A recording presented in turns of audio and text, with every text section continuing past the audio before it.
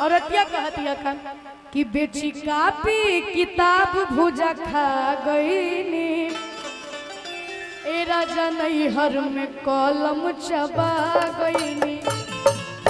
देखिए आज के डेट में अगर शादी हो जा रहा है तो चुपचाप कबूल कर लीजिए भैया, नहीं तो ज्यादा अगर कोई पढ़ा लिखा आ गया तो आप अगले दिन आपका सेलिब्रेशन ड्रम में भी हो सकता है।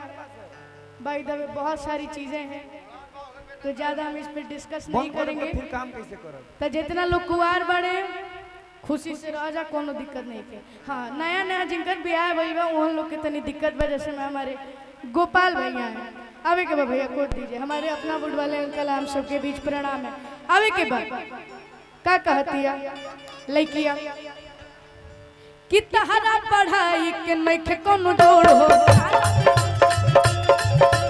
बोले लो तो इंग्लिश के तुर दिल हो। तहरा पढ़ाई के नइखे कोनो जोड़ हो, बोले लो तो इंग्लिश के तुर दिल हो। ऐसा भाषा से हम पगला गईनी, पगला गईनी।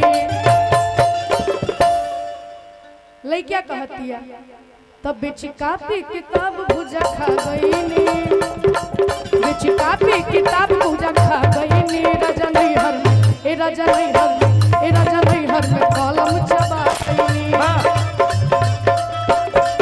राजा नैहर में कलम चबा